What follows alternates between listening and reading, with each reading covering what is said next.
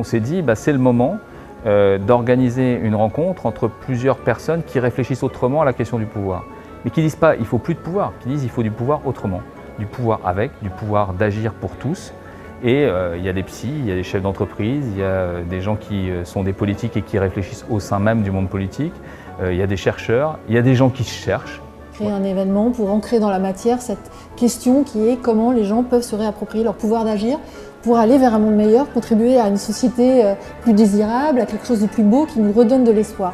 Chacun peut le faire, mais comment, quelle méthode, quels exemples, comment on peut s'inspirer et réunir un peu tous ces gens qui sont déjà sur le chemin, les faire venir et les concentrer en un lieu, s'en inspirer, et puis voilà, et puis se donner de l'énergie d'aller de l'avant tous ensemble. C'était ça l'envie qu'on a eue. C'est l'heure, messieurs, mesdames, c'est l'heure. Bienvenue. Nelson Mandela disait « Je suis parce que nous sommes ». Je pense qu'il avait dit beaucoup déjà avec ça. On va parler de pouvoir aujourd'hui, mais on va aussi parler d'amour, parce que ce sont deux facettes qui sont associées en réalité. Et s'il y a autant d'enjeux de pouvoir, c'est parce qu'on cherche à retrouver cet amour qui est au fond de notre être naturel. Ce passage du pouvoir individuel au pouvoir collectif, il passe par l'échange. Aujourd'hui, on est 230 entrepreneurs, 40 associations, 15 000 usagers hebdomadaires, pratiquement 1 million de personnes qui fréquentent ce site au quotidien pour inventer demain. Cette réflexion sur le pouvoir, sur la manière d'exercer le pouvoir et la manière de régénérer le pouvoir, nous en avons énormément, urgemment besoin. Parce que je le rencontre au quotidien, mon rapport au pouvoir. Le rapport dans le couple, le rapport dans la famille, le rapport au travail, le rapport aux clients, le rapport dans mon métier où j'accompagne des groupes.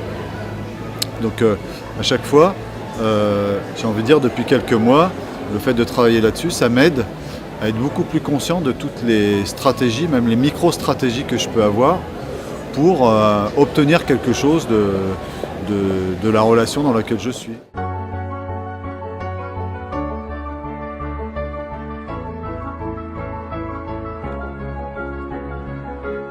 Et c'est un cadeau de recevoir et de pouvoir assembler un petit peu tous ces gens qu'on connaît, qu'on a vus de façon éparpillée, qui viennent de Belgique, qui viennent de Bali et qu'on a du Québec.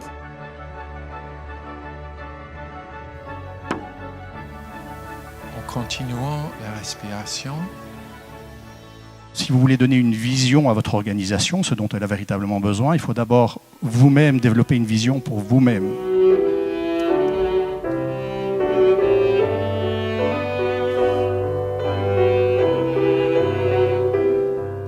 Beaucoup de gens m'ont témoigné la petite fée. Beaucoup de gens m'ont dit mais c'est venu me toucher très profondément. Beaucoup de gens m'ont dit c'est marrant, c'est presque pas forcément la musique qui les a touchés le plus, mais plus la poésie, le mouvement et le mot.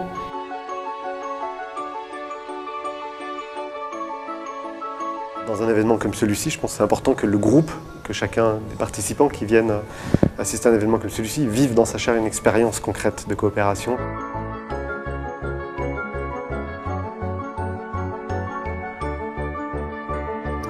J'ai été émerveillé de l'intelligence collective. Il y a aussi quelque chose qui m'a touché, c'est l'implication de tous les participants.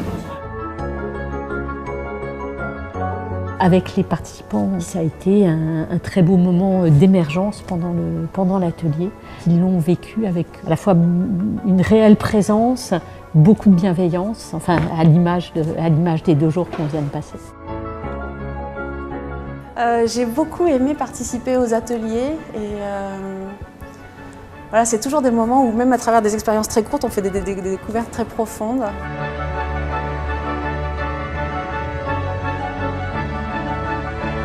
L'Assemblée, les gens qui sont présents, pour moi, ce sont les agents du changement du Nouveau Monde, ce sont les sages-femmes du Nouveau Monde. Je suis convaincu qu'on est appelé à faire émerger une nouvelle génération de leaders politiques, économiques, qui pour moi vont changer le monde dans le sens positif du terme.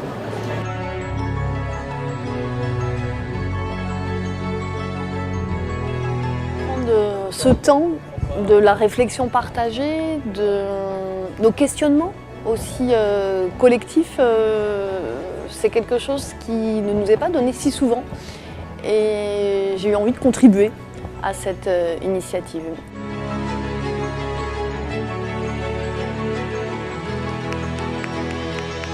grand merci à tous les organisateurs réunis sous la bannière de Psypôle.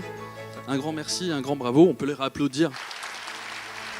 C'est à la fois un rendez-vous de joie, de plaisir, et puis aussi le sentiment que c'est une aventure collective passionnante qui se noue, parce qu'on sent bien que c'est une même énergie, une même vibration collective qui se met en place. Ça nous donne de l'émerveillement, ça nous donne de la confiance en l'humain, et en même temps, ça nous ancre. On sent quand même une certaine quiétude, j'ai envie de dire, collective, qui fait qu'à certains moments, on a l'impression que certains sont en méditation, même tout en étant présents, les yeux ouverts, en discutant avec des gens. Et ça, c'est la vraie vie. Et je pense que si on peut faire perdurer ce type de rencontre avec cette présence, avec cette capacité aussi à prendre du recul, ben, banco, quoi, on y va.